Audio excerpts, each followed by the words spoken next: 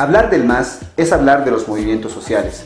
Sin embargo, la naturaleza de estos movimientos es muy distinto de aquellos del año 2000 y del 2003. Ejemplos como los interculturales, los cooperativistas, la COP, la CESUD-CV, son muestras de cómo el gobierno durante su gestión ha cooptado a estos movimientos sociales. Habría que preguntarse cuál es el futuro de estas organizaciones. ¿Se podrá imaginar un gobierno del MAS sin los movimientos sociales? Hoy, en nuestro programa, discutiremos sobre el MAS y los movimientos sociales. Bienvenidos a La Curva del Diablo.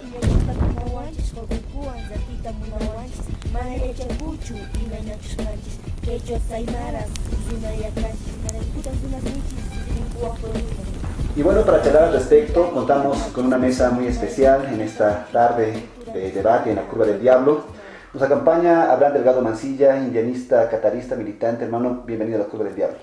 Gracias por la invitación y un jalaya. Gracias, hermano. También nos acompaña la hermana Elizabeth Huanca, es militante, indianista, catarista también, y parte integrante del grupo Warmisisas. Hermana Elizabeth, bienvenida a La Curva. Muchas gracias, hermanos, hermanas, y también un jalaya para esta discusión. Gracias, hermana. Y también el habitual en La Curva del Diablo, el integrante del colectivo Curva también, Ivana Pasacalle. Bienvenido a La Curva, es tu casa. Muchas gracias, Roger. Hermanos, ustedes saben, analizando un poco la coyuntura, el contexto político, ¿ustedes creen que las organizaciones sociales hoy en día aún defienden los intereses de los sectores sociales, sus demandas, o no? ¿Cuál es su opinión que ustedes pueden dar al respecto? Iván. Yo creo que hay dentro de las organizaciones sociales un fenómeno muy especial, ¿no? Y es el fenómeno de la instrumentalización. Es decir, hay una copia de la política en la ex-URSS, por ejemplo. Porque Stalin controlaba a todas las organizaciones sociales, controlaba la columna vertebral y las bases eran manejables, manipulables, domables. Ocurre lo mismo en nuestro caso, ¿no? Álvaro García y todo el gobierno solamente tienen control, por ejemplo, de los dirigentes y no de la base. Entonces, ¿qué es lo que hay aquí? Hay una instrumentalización de los movimientos sociales, cosa que esas organizaciones sociales ya no luchan de forma autónoma, independiente, sino están en favor y van organizándose en la medida de que apoyen al gobierno. Pero no es porque su base quiere que apoye al gobierno, sino aquí los que manejan son que hay capataces, hay caciques sindicales que van controlando a su gente, pero al servicio del gobierno de turno. Gracias. Hermana Elizabeth, ¿qué nos dices al respecto?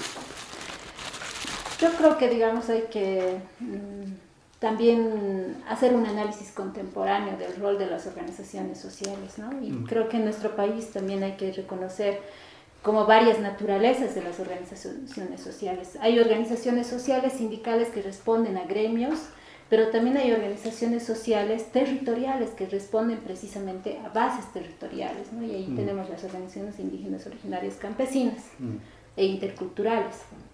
Y en ese marco yo creo que, digamos, además hay otro factor que está reconfigurando el rol de las organizaciones que tiene que ver con los procesos económico-productivos.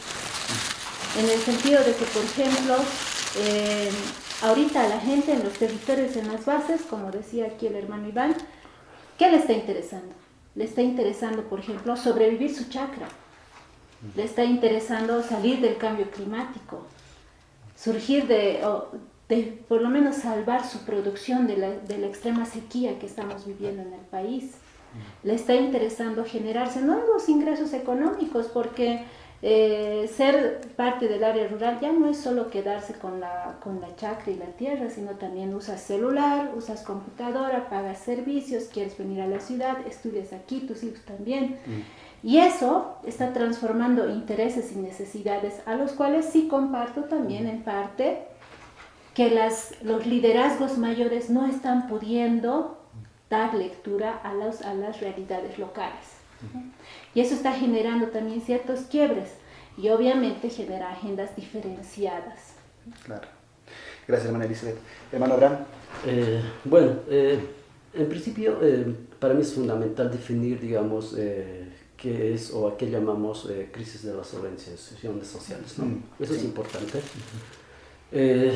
Una crisis de las organizaciones sociales es una etapa, es una coyuntura, ¿no? En el que va a entrar, digamos, de un estado normal a un estado crónico. Y esto va un poco causar efecto, digamos, en el conjunto de la sociedad, varios efectos, entre ellos, por ejemplo, hay una incertidumbre masiva global de la sociedad, y luego se va a producir, digamos, el tema, por ejemplo, de socavamiento de los derechos económicos, políticos, sociales, ¿no? Etcétera. Y a partir de eso tiene una trascendencia que por la característica colonial del Estado tiene una trascendencia fundamental estos efectos, porque en vez, digamos, de luchar, de pelear las organizaciones sociales en este país, como tiene un carácter colonial, la misión de las organizaciones sociales y la visión que así establecen sus estatutos orgánicos de la mayoría de las organizaciones territoriales o gremiales, por ejemplo, yo me he dado un poco de revisar, digamos, algunos estatutos, pero establecen en ese sentido como la liberación del pueblo, es su matriz. Pero sin embargo, las organizaciones sociales no cumplen, digamos, esa misión y esa visión, no están en ese plano. A partir de eso, pues en su conjunto, digamos, las organizaciones sociales lo que han producido es como el caso Fondo Indígena, apoyo, digamos, apoyo así a ciegas, digamos, a los políticos, a los gobiernos y ministros blancos y no blancos, ¿no? Entonces no hay una discusión interna de las organizaciones sociales de temas claves. Ahora, para concluir, digamos, este tema, ¿y quiénes son, como decían, ¿no?, los hermanos y la hermana Elizabeth, quiénes son los responsables? Porque las organizaciones sociales ahí están, ¿no?, como conjunto estructurado, constituido, pero los responsables son los dirigentes, ¿no?, los dirigentes sindicales, las cabezas. Ahora, ¿quiénes son los dirigentes o los sindicalistas que están a la cabeza? Ahí está el problema para mí. El problema es que estos dirigentes en realidad no tienen definición ni formación ideológica sindical, o sea, absolutamente nada. La discusión de estos, y voy a decir algo muy tal vez terrible, es que ellos discuten en sus reuniones el tema del alcohol, ¿no?, el tema de la prebenda, la corrupción, ¿no?, cuánto está a ver en un ministerio se juega para tal cargo, ¿no es cierto? Y finalmente, lo más claro, Fausto ya nos dice, ¿no?, Fausto Reina ya nos dice este tema, ya denuncia, ¿no es cierto? Los ministros caras del gobierno, los caras lo han tendido un cerco, yo digo un cerco sexual, así de simple. Hoy vas a ver normalmente a los dirigentes acompañados de mujeres caritas, ¿no? Y también a las mujeres dirigentes igual vas a ver acompañado de hombres caritas. Entonces, eso. Entonces, para mí no es casual nada, o sea, en política nada es casual. Aquí hay todo un aparato estructurado desde adentro para poder aniquilar el movimiento de liberación que estaba gestándose. Gracias, Manuel Brani. Bajo ese contexto, Iván, ¿tú crees que dentro de las organizaciones sociales hoy en día haya todavía un componente ideológico, discursivo, o es simplemente pragmatismo? ¿Qué dices al respecto, Iván? Hay que diferenciar esto primero, ¿no? Que un movimiento social es muy diferente del movimiento político. En este sentido, el movimiento político va a tener, por ejemplo, o va a encauzar una línea política e ideológica.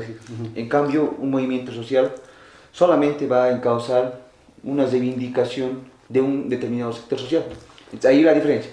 ¿Por qué, por ejemplo, hay una diferencia abismal, por ejemplo, entre un movimiento social y los movimientos, por ejemplo, del 2000?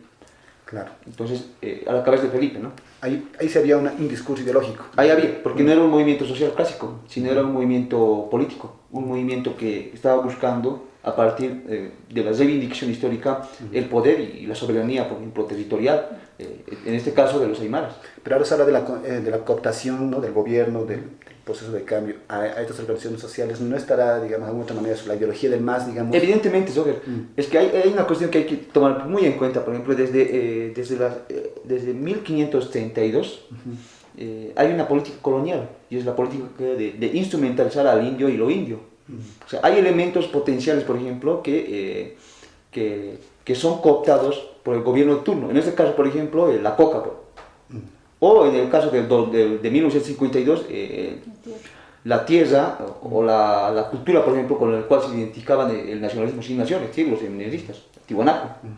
Se ponían el chullo, o Fernando Díaz de Medina hacía literatura, por ejemplo, a partir de lo indio y el indio. Entonces, no simplemente hay una cooptación, un pongueaje político, como diría Zeinaga, en esas épocas, sino que ha ocurrido eso. Es que el punto es que esas lógicas coloniales que se dan son muy diferentes a las lógicas que se dan, por ejemplo, en las clases sociales modernas. Claro. En este caso, por ejemplo, tenemos una sociedad muy colonial, que tiene relaciones coloniales. Entonces, ¿qué es aquí? ¿Qué es lo que saca aquí? Se saca el potencial que tiene el indio, o un personaje político, por ejemplo, que haya, digamos, hecho trabajo sindical en las organizaciones sociales. O en nuestro caso, sacan también el potencial, o los elementos culturales en potencia, como he dicho hace un momento. Entonces, esto se viene dando a medida, porque esa es la política, ¿no? Nadie tiene las manos limpias ahí, todos tenemos las manos sucias, como diría Sartre. Sin embargo, tal vez quisiera abordar también, ¿acaso se puede ser líder sin ideología? ¿Acaso se puede ser, o se puede ejercer algún cargo o algún puesto sin un mínimo de ideología? Es mi pregunta, ¿no? O sea, no creo que haya, digamos, o la línea es tan fina, digamos, para poder dividir un movimiento político de un movimiento social. El movimiento social siempre en bandera, y como ya lo ha dicho Abraham, el hermano Abraham, la defensa de los derechos, ¿no? La reivindicación de tus derechos, la liberación del pueblo en algunos casos, y seguramente también derechos muy particulares para sindicatos gremiales, digamos, ¿no? Sin embargo, yo creo, digamos, que más allá de una ideología político-partidaria, eso es a lo que querías abordar, más allá de eso, yo creo que el movimiento indígena originario campesino, del que más o menos conozco, podría decir que siguen arbolando la misma agenda de hace muchos años, como bien lo decía Iván. El principio de relacionamiento sigue siendo colonial y por lo tanto seguimos sintiéndonos excluidos, por lo tanto seguimos sintiendo necesidades, por lo tanto seguimos teniendo nuevos intereses. Y las autoridades lo están haciendo. Y eso se ha reconfigurado en nuevos formatos, y esa ausencia para mí de relación entre esa reconfiguración versus las agendas tradicionales que se manejaba, esa es para mí la debilidad ahorita de las organizaciones. Eso es precisamente, ¿por qué? Porque, como les decía hace rato, ¿qué es la gente que está buscando? Nosotros mismos somos hijos de pueblo, venimos de una nación, venimos de un pueblo nosotros, y ya no estamos con la misma agenda de nuestros abuelos, de nuestros bisabuelos. Tenemos nuevas demandas y nuevas necesidades, nuevas dinámicas territoriales incluso, ¿no? Entre el campo y la ciudad. Entonces, ahí, digamos, para mí falta una conexión, y esa conexión debería plantear una nueva agenda. ¿Por qué? Porque las organizaciones sociales creo que han agotado su máxima agenda con la aprobación de una constitución política del Estado que reconoce amplitud de derechos. Pero ¿qué es lo que nos está faltando? La práctica. El ejercer, ¿no? El ejercer en la realidad. Y eso para mí no solo es culpa de una cooptación política, sino también es culpa de un proceso formativo interno. A ver, digamos, ¿cuántos de nosotros quieren ser dirigente? ¿Cuántos de nosotros aceptan ser dirigente? La mayoría ya son los abuelitos que están ejerciendo la dirigencia. Gracias, María Elizabeth.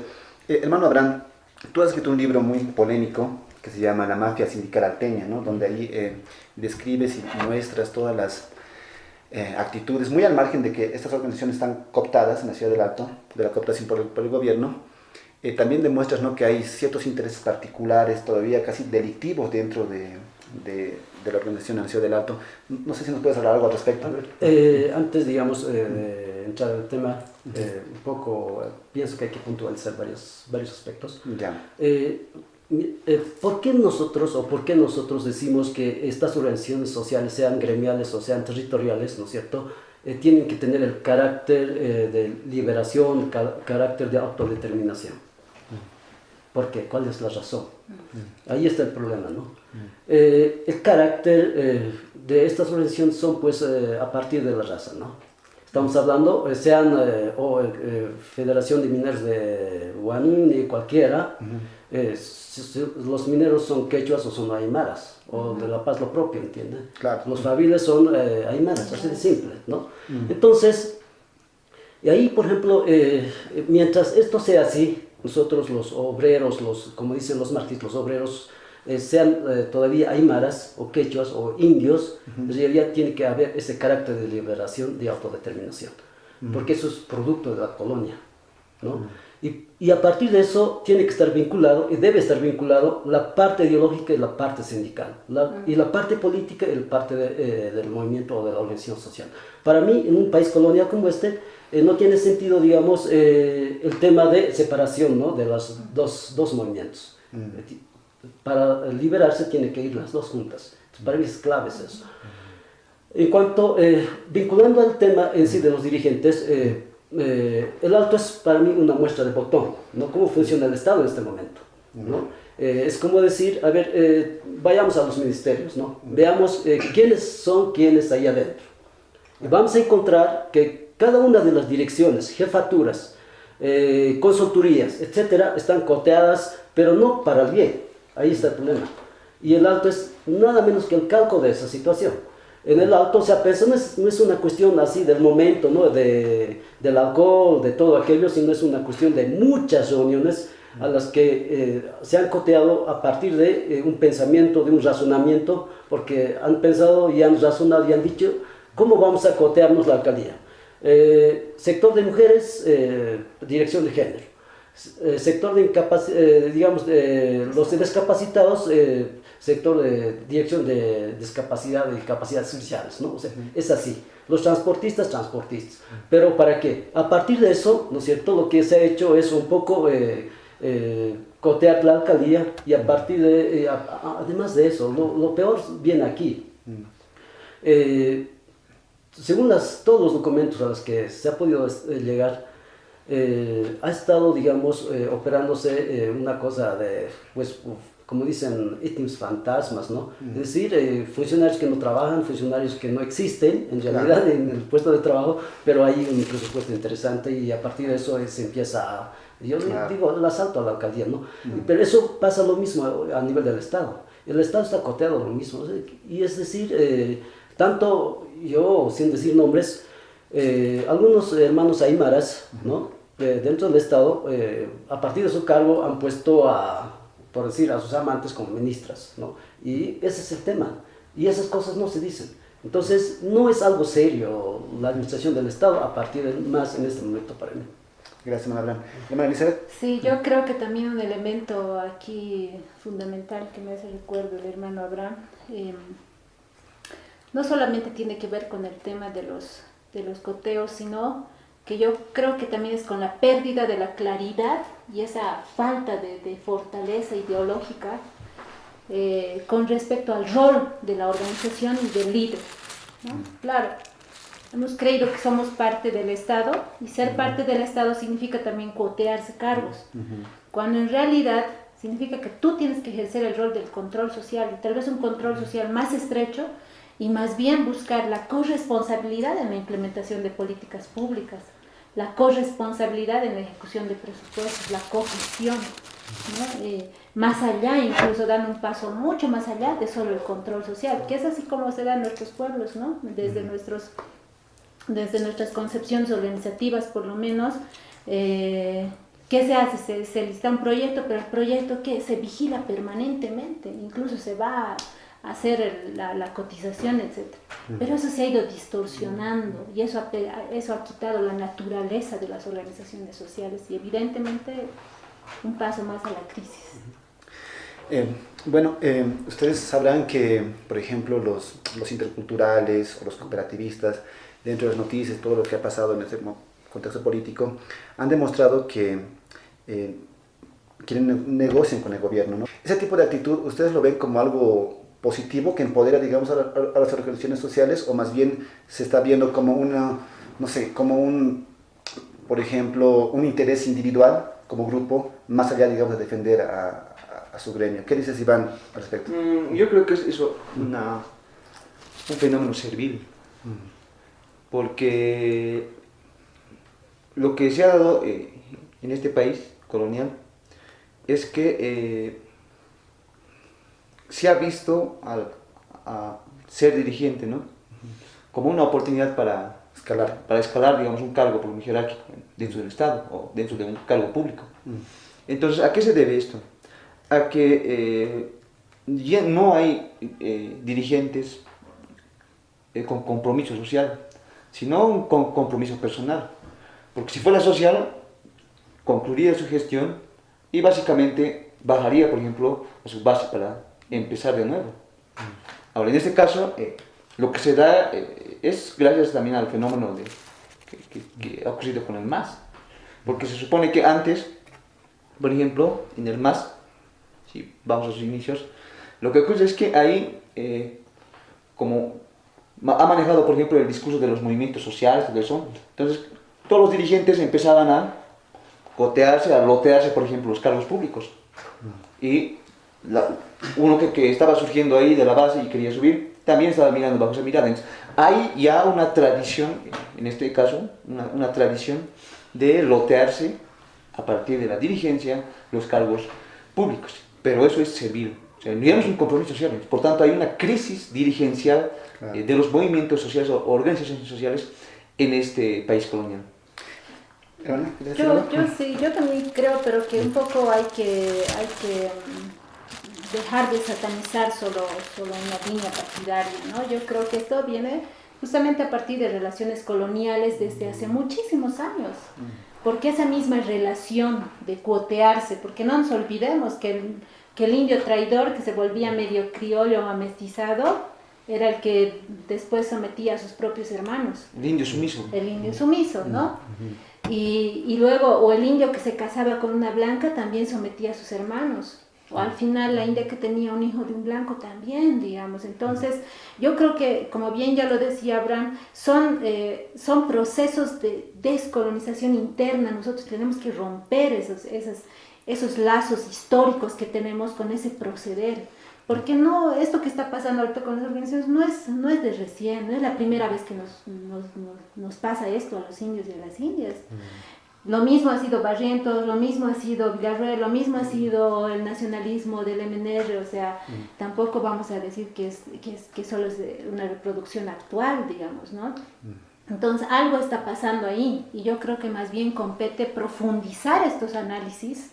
Yo más bien felicito a la curva porque esté abordando este tema, porque a veces tocar a las organizaciones es luego quedar como el malo de la película, como Exacto. creo que ahora el hermano Abraham lo ven a ratos, pero yo digo, no, hay que empezar a hurgar, porque si no tocamos, si no somos autocríticos, en ningún momento vamos a poder superar esas barreras y poder lograr realmente procesos de liberación o procesos de diálogo de igual a igual entre criollos e indios, ¿no? Porque al final supuestamente estamos en un estado ya más moderno, plural, donde las democracias priman, no hay solo un modelo, etc. Entonces, ¿por qué hasta ahora no podemos salir de ese hoyo, yo diría?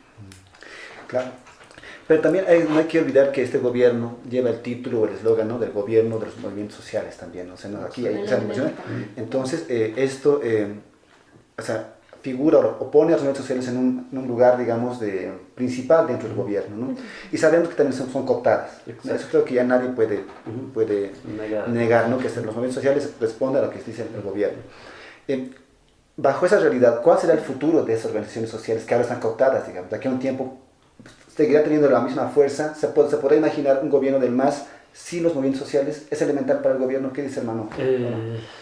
Bueno, para el gobierno es fundamental y elemental tener ese aval de las organizaciones sociales, pero a partir de lo simbólico.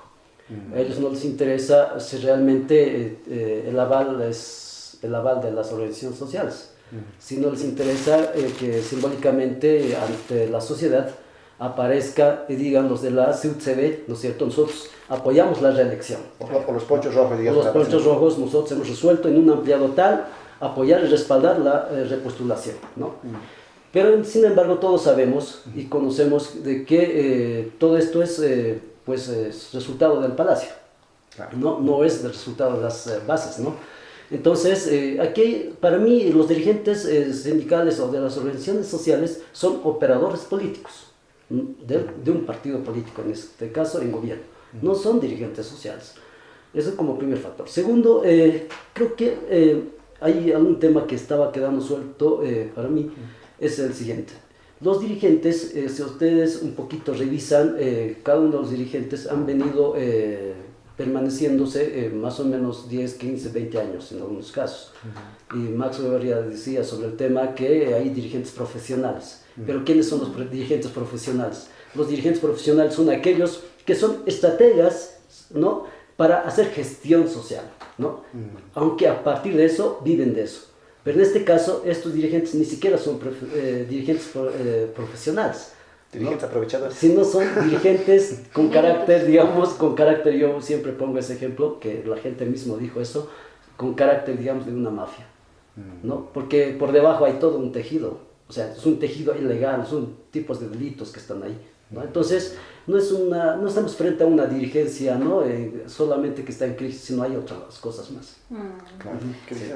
Creo que es fundamental el último punto que toca el hermano Abraham, porque detrás de la, digamos, de la condición y situación ahorita de las organizaciones, puede ser que de las gremiales sí hayan estructuras, consorcios, ¿no?, prácticamente que mueven planchas, etcétera, y también ahí se evidencia, por ejemplo, las divisiones, porque yo creo que no hay organización gremial sindical que no esté con su par, básicamente en estos tiempos. Pero también yo creo que, por lo menos en el lado territorial, podemos decir que hay una ausencia de prestación al servicio social, ¿no? O sea, ya nadie quiere ser dirigente o dirigente.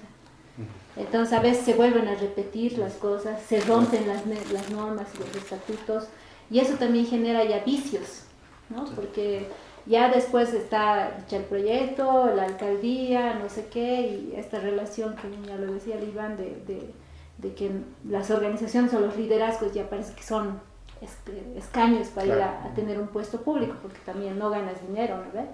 Siendo dirigente no ganas dinero, entonces de alguna forma tienes que sacar algo. En eso se ha desvirtuado en muchos casos, no diría yo en todos, porque todavía hay territorios en los cuales ser dirigente, ser líder o ser representante es un servicio a la comunidad. Entonces, sí sería bueno tal vez profundizar y estudiar estas cosas para poder darle a la sociedad nuevamente estos insumos, ¿no? Se puede pensar en reconducir o capaz cambiar desde adentro las organizaciones sociales. ¿Habrá una forma, digamos, de poder cambiar esta esencia que tienen las organizaciones sociales? ¿Qué dices tú, Iván? Yo creo que hay un elemento que toda sociedad tiene, que nos puede conducir a un buen camino, y es el pensamiento crítico, la reflexión constante dentro de la misma organización social. Porque si imagina que tenemos todo controlado, pero nadie critica, nadie dice nada, básicamente el que está, el dirigente, el mafia o profesional, se mantiene ahí. Entonces, la gente solamente se da cuenta en la medida en que reflexione, en que donde hay un pensamiento crítico. Entonces, yo creo que es un elemento que nos puede sacar, por ejemplo, de esta realidad que está pasando en este país. ¿Qué dice hermano Abraham? ¿Se tendría que potenciar, se tendría que estudiar o entrar dentro de esas organizaciones sociales para poder cambiar esa mirada que tiene? ¿O capaz sería bueno crear nuevas estructuras, capaz o nuevas formas de representación de las personas? ¿Qué dices tú al respecto? Yo creo que hay algunas organizaciones que tienen que morir y otras que tienen que nacer, ¿no? Y otras ¿Cuáles tendrían que morir más o menos? Por ejemplo, la supuesta grande Conalcam tiene que morir, porque es una organización, digamos, más, del gobierno para instrumentalizar todo. Es la paralela de la COP, ¿no es cierto? Claro, sí. O sea, la COP es supuestamente la organización matriz del país, tanto para los de la UCB, etcétera, pero quien define las políticas del Estado a partir de las organizaciones sociales es la CONALCAM. Entonces, algunas tienen que morir, otras tienen que nacer. En cuanto, por ejemplo, ahora, ¿cuál es el futuro a partir de esto, de estas organizaciones sociales?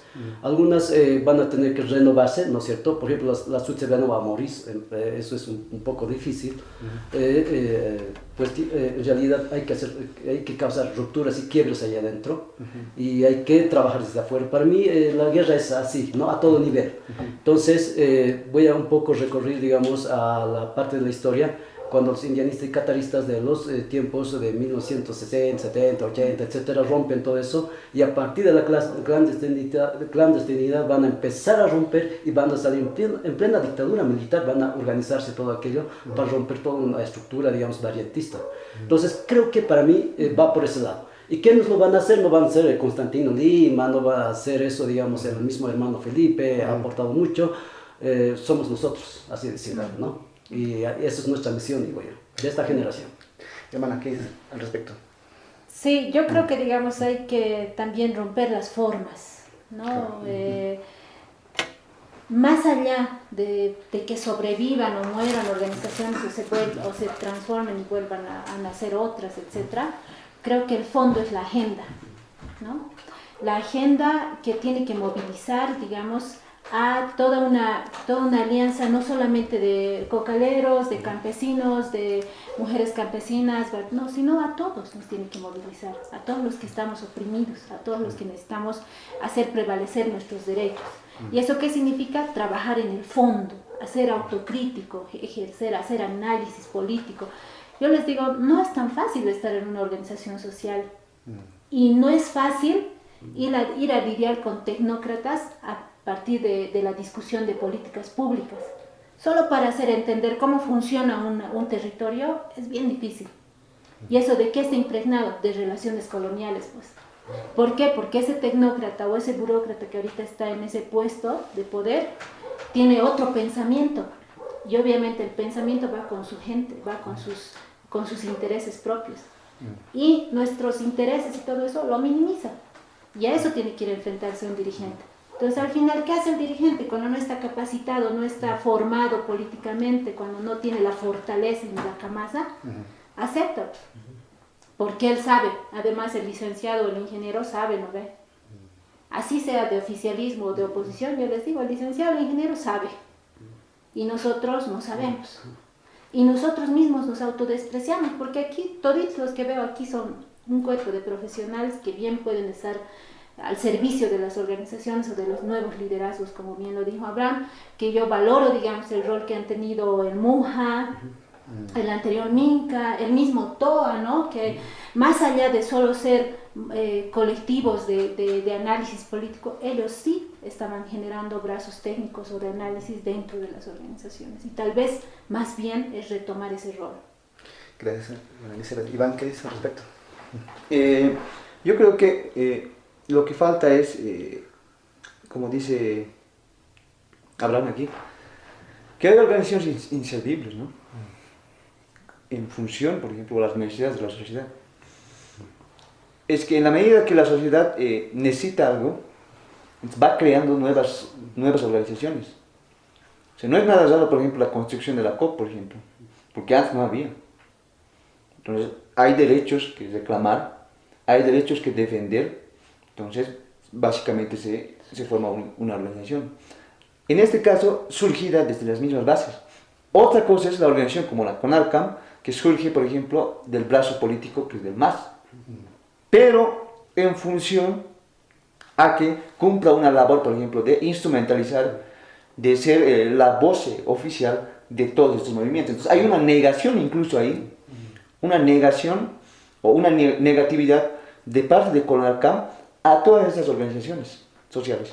Entonces, lo que ocurre aquí, yo digo, es que este fenómeno de la CONALCAM es nuevo aquí, ¿no? Claro, evidentemente había, digamos, por ejemplo, las milicias, por ejemplo, en los nacionalistas, que es casi lo mismo, ¿no? Que controlaban, por ejemplo, aquel que estaba en contra, entonces básicamente lo cesaban la boca y ahora, por ejemplo, ocurre también eso, ¿no? Si algo quiere postularse, por ejemplo, entonces, ¿a qué tiene que recurrir? CONALCAM. Y CONALCAM es la voz oficial, supuestamente. Entonces, ¿qué es lo que se dice? Hay una forma legítima o legal de asumir la voz, por ejemplo, de aquellos que incluso dicen no, pero CONALCAM hace aparecer como el sí, por ejemplo, que hay que postular a él. Entonces, en este caso, es el problema, ¿no? Gracias. Ya la última pregunta para cerrar este programa, hermanos. El nuevo escenario político, viendo el bono demográfico que hay en nuestro país, ¿no? Para el 2019 muestra un escenario donde la juventud, los jóvenes van a tener una presencia fuerte, digamos, ¿no? O sea, el bono demográfico boliviano para el 2019, por eso las mismas redes sociales, todo lo que se ve en internet, se nota una presencia grande de los jóvenes ahí, ¿no? Dentro de los movimientos sociales, ¿qué rol cumple esa juventud? ¿Qué debería cumplir? ¿O cuál debe ser el rol de los jóvenes en todo este escenario político? Para terminar esta ronda, hermano Abraham.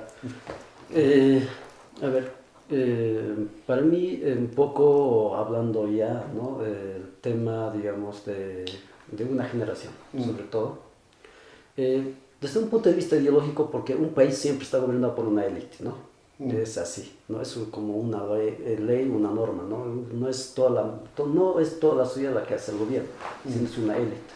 Entonces, ¿qué hay ahorita en Bolivia? ¿No? Por ahí vamos.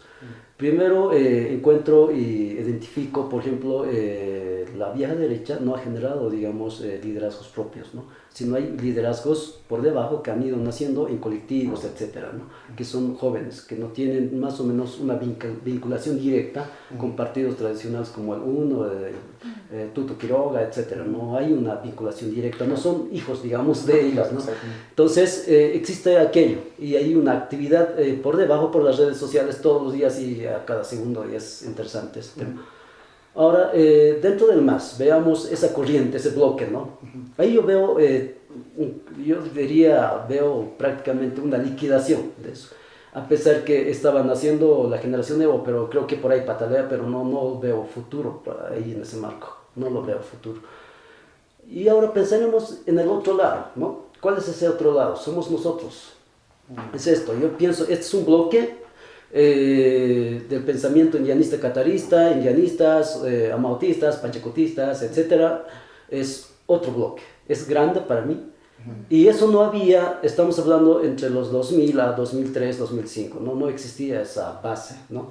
Intelectual, esa base activista, pero esta base tiene una visión clara y determinada. O sea, no es que está buscando recién, a ver, ¿dónde quiero llegar? ¿Cuál es el puerto? ¿Cuál es la isla a donde voy a llegar? No está en eso, no se está interpelando, ni se está interrogando eso, sino ya sabe dónde va a llegar, a dónde quiere ir y como quién va a ir, ¿no? Entonces, tiene cosas claras. ¿Y cuál es la pata coja, o sea, el pie cojo ahorita de esta generación? Es la práctica de nuestros hermanos mayores indianistas cataristas, ¿no? Es decir, entrar en la acción, sabiendo lo que queremos, ¿no? Y eso hay que, pues, como la hormiga, ¿no? Que se mira, como decimos, ¿no? O sea, por todo lado atacas y terminas con el enemigo. Gracias, hermano Abraham. Hermana Elizabeth, organizaciones sociales, jóvenes. Yo creo que las formas de hacer democracia o de ejercer derechos políticos ya no son los mismos que antes, ¿no? Y por ende también las dirigencias, las territoriales y todas aquellas, tú las ves manejando WhatsApp, Claro. y se mandan las convocatorias por ahí, ¿no? Son pocos todavía los que usan para llamarte o para convocarte por la radio, etc. Pero aún así creo que no hay que despreciar esos formatos de articularse y de coordinarse. Yo creo que va a haber una combinación de ambos. Y hablando de procesos ideológicos, más bien creo que estamos entrando a una nueva era de construcción de otras ideologías. Para mí, personalmente, ni izquierda ni derecha va a primar en los siguientes procesos electorales ni democráticos. La gente ahorita está más interesada en su economía, está preocupada por el tema ambiental, nosotros mismos nos hemos visto afectados, ¿no? Pero también estamos preocupados por más roles políticos dentro de un país y un contexto político. Entonces, al igual que Abraham, yo comparto nuevamente, creo que hay que rescatar esos roles que han ejercido anteriores movimientos indianistas cataristas y hay que entrar en acción. Y hay que empezar a generar propuestas más pragmáticas, yo diría, porque el tiempo de la filosofía o de las elucubraciones epistemológicas creo que está pasando. Y hay que hacer propuestas mucho más tecnócratas, mucho más de agenda del interés de nuestro pueblo, de nuestra gente. Gracias, hermana Elizabeth. Iván. Yo creo que las nuevas generaciones tienen que cumplir un rol muy importante dentro de los movimientos sociales, dentro de las organizaciones sociales, en la medida de que no sean las organizaciones o los dirigentes o la dirigencia no sea subordinada, por ejemplo, al Estado, sino el Estado se subordine, por ejemplo, a las demandas, a las necesidades de estas organizaciones. Porque es, por ejemplo, el Estado, o los que gobiernan este país, son los que tienen que satisfacer las necesidades de toda la nación, por ejemplo. Y en este caso, como es un país colonial, básicamente los aymaras, por ejemplo, necesitan combinar muchas cosas.